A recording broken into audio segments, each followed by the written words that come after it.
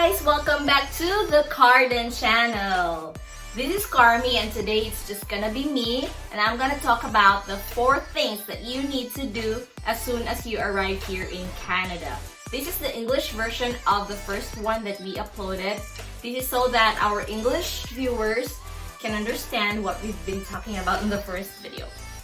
So yeah, what I'm trying to say with the 4 things that you need to do as soon as you arrive in Canada, that means you're already on your destination. So whether it be in mountain or somewhere else, okay?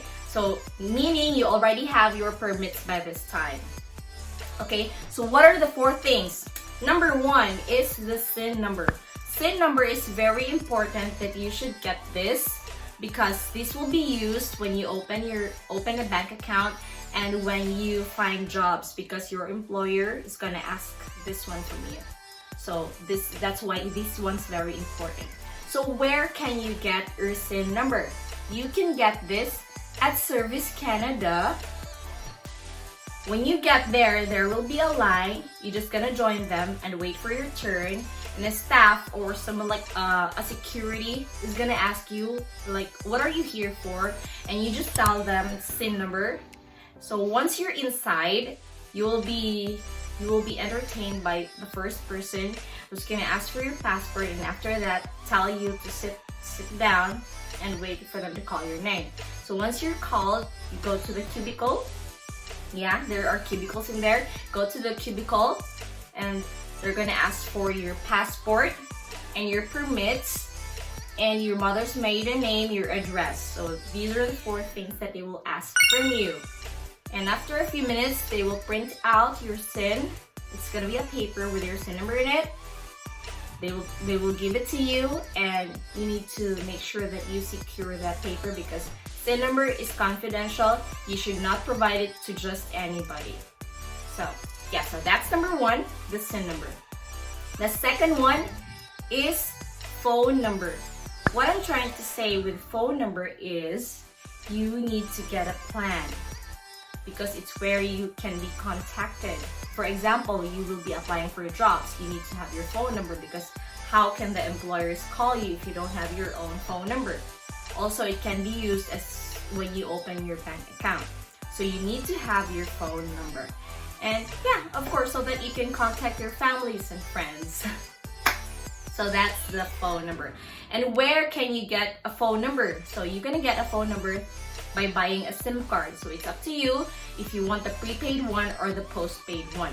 But the good thing about getting the postpaid one is that it will build up your credits. So if you are a good payer for the postpaid one, in the future, you can use it as proof that you were a good payer when you plan to, like, for a housing loan, maybe a car loan, maybe in the future, you can also use that. So that's the good thing about getting a postpaid plan. So they do have the monthly. There is at $37, that's 2 gig per month, and $41 4 gig per month, and then onwards. I can't remember exactly, but there are different options. There are different brands, but they almost have the same price and the same benefits or offers. So it's still up to you which one you'd like to, which plan or which brand you'd like to have, which SIM card would you like to have. So yeah, and you can get this, you can buy at Champlain Mall. There are a lot of options there, Champlain Mall, and the only requirements or the only things that you need to present to them is identification, that's your passport, and then your phone if you're not getting a plan that includes phone. So yes, that's the that's the phone number. That's the importance of having a phone number. And yeah, that is the second one, the phone number. The third one is opening a bank account. Now, why do you need to open a bank account? Because most of the mode of payment here is card. Usually, it's cashless here. You can still use your cash, but the good thing about using a card is that you can monitor your expenses because you will receive notifications if you purchase something. And also, if you open a bank account, they will provide you with a payroll sheet. You have an employer and you're already hired. They will ask for the payroll sheet. So that means the salary that you will be getting will automatically go to your card. So yeah, that's the advantages of having your bank account. Okay, before the requirements, where would you open a bank account? It's up to you which bank you'd like to open, but there are options. There's CIBC, Bank of Montreal, there is Scotiabank. It's up to you. These are the banks that I usually see here in Moncton, but there are also other banks that you consider to open an account with. It's up to you. But the requirements it's mostly almost the same. So the requirements are SIN number. The one that you need to, the first thing that you needed to do is the SIN number. The second one is the identification, so that's the passport. The permits, you need to bring that. Your phone number that we already did on the second one, and the email address. So yeah, those are the requirements that you need to present or provide to the financial advisor. And it's still up to you which bank you'd like to open an account with. So the last one, so that's the third one. The last one, the fourth thing that you need to do as soon as you arrive here in Canada or your destination here in Canada, the bus pass. In Moncton, it is very important that you have a bus pass, especially if you don't have relatives here and you don't have a car, because bus is the mode of transportation here. There's also taxi, but it's gonna be expensive if you're gonna like ride a taxi every now and then. The good thing about having a bus pass is that the distance doesn't really matter in here. So if you get a limited bus pass, that means even if you're going end to end, that's unlimited. And but if you purchase the 20 rides, it's the same thought, but it's gonna be 20 rides. So even if you're riding from end to end of Moncton, it's counted as one ride. So that's the good thing about having a bus pass here. And having a bus pass also is less hassle. So you don't need to prepare your bills and you don't need to wait for your change when you get into the bus. We will share you our bus experience on our next vlog maybe.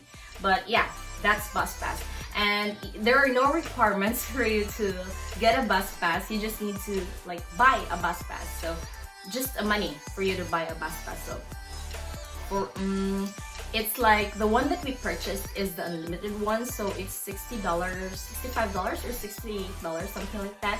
But they have other options like the 20 rides. It's cheaper. It's cheaper, of course, but we purchased the unlimited one because we're new here and we'd like to explore the place. We'd like to, take advantage of the card, the unlimited one. So we're gonna go to places here. That's why we purchased the unlimited one. And yeah, that's it. That's the four things that you need to do as soon as you arrive in your destination here in Canada. And yeah, for the SIM card, I forgot for the SIM card. I've mentioned earlier that the plans are $37 for 2 gig, $41 for 4 gig. This is not the exact because there will be additional taxes. And for the first month, there is $50 activation fee. So I guess that's it. I hope I did not forget anything that I should be sharing to you, the important things that I should be sharing to you.